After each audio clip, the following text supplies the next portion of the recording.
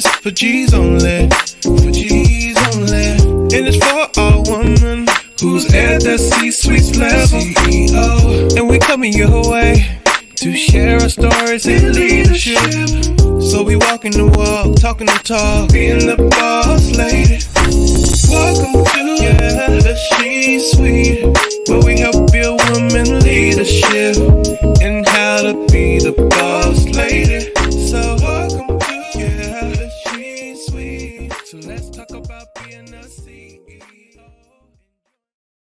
Welcome to the She Suites podcast with your host, Dr. Jodi Hood. This is a place where women C-suite executives and aspiring C-suite women share and compare unfiltered realities that our male counterparts will never face. We laugh, we cry, we survive, and we thrive.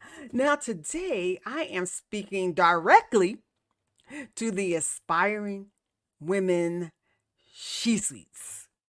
And today we're going to talk about 3 tips to help you prepare for your journey to the suite. Now, I was reading an article, and I'm always referencing an article of interest that I read. And this one is by Meredith Somers. And the name of the article is Aiming for the Suite. Here are 3 practices to get you there. Now, in this article, Ms. Somers, she references a webinar that she witnessed or she participated in by a woman by the name of Catherine Frangos.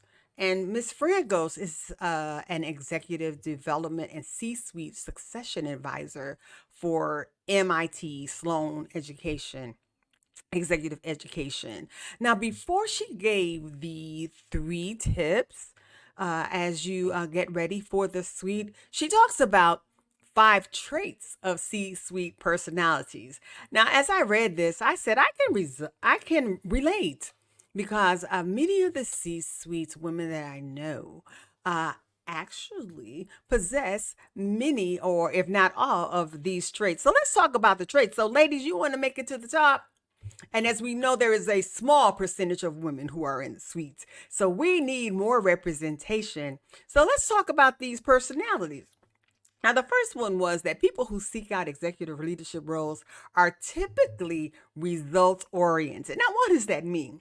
It means they ensure that they make an impact in whatever area they own. They are also people leaders. They are those who hold others accountable while also thinking about ways to help them grow. That's very similar to servant leadership. Now, it also says that the good people who make it to the suite are not only just thinking about themselves, they are thinking about multifaceted stakeholders. Now, who are stakeholders? Stakeholders can be people from outside. It can be their employees or their peers. And there's a whole constituent group that they have to be responsible for. Now, here's another. Those who want to be in the suite should have good balance of strategy and operation. So what does that mean? Dr. Jodi, what does that mean? It means that there's a way of being able to think about how you can protect the company in long term, but how you can get things done right now. Frangos is a example or a great coach who's giving these little tips. Now, finally, Franco says that C-suite leaders need to understand the rise and importance of diversity. They should be thinking about how to be more inclusive, how to be a more inclusive leader, and how to engage a more diverse workforce. So, ladies who are aspiring to the suite, do a self-check. See where you lie in terms of these 5 traits of C-suite personalities. Perhaps you have them all. Perhaps you have some. Perhaps there are areas where you think, I can shore up on 1 or 2. Now, let's get to the nitty gritty. 3 best practices that you can start right now. You can start right now to be considered when you are looking to rise to the suite. Now, here are some external steps that you can take. Here's the first one, and I find this really interesting. Because I was talking to my son, and he is an actor, and he says, Mom, you have to keep your network current. And the best way to do that is LinkedIn. He told me of a story where they were in a limo and someone was going for a role, and they asked, well, do you have a LinkedIn page? And he's like, no, I don't. They said, well, you need to make one. And they made one right there on the spot on the way to this event. So you need to keep your LinkedIn current. It says when people have to send over a resume, it can be a daunting task if they're 5 jobs behind. So Miss Frangos says, who is former head of the Global Executive Talent Practice at Cisco. She says, make sure your professional background is fully visible on the platform.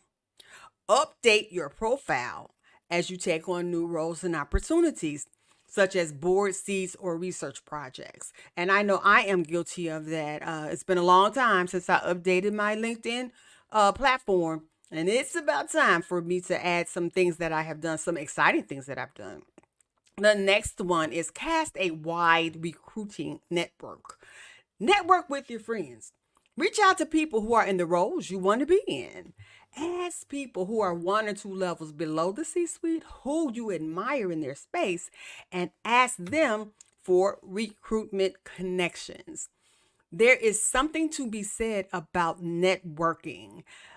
A lot of times we hate to admit it, but to get to the top, it's not about always what you know, but it's who you know.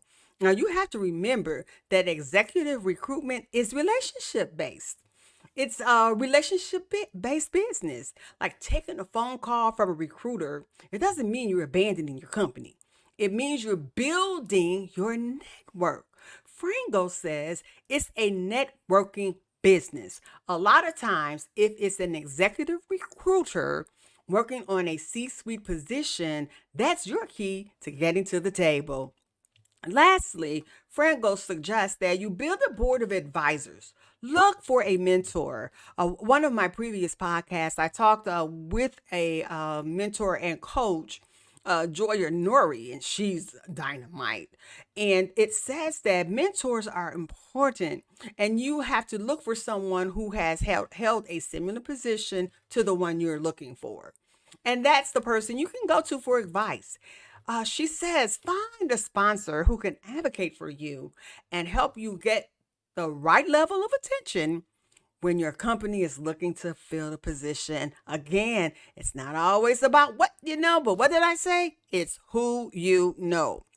Now, look, your boss can play a big part in helping you to get promoted or to make sure that you're being seen in different ways in order to advance in the company.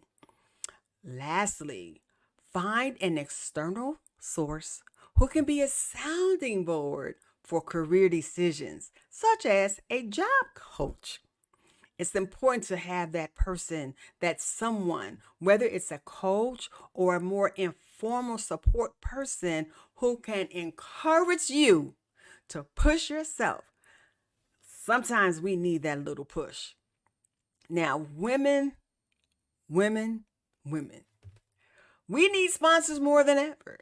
In a previous podcast, I talked about women needing mentors and coaches more than our male counterparts, but our male counterparts have more, is a larger percentage of them who have executive coaches. So we need sponsors. Sponsorship and attention are particularly important for women, aspiring women looking to reach the C-suite.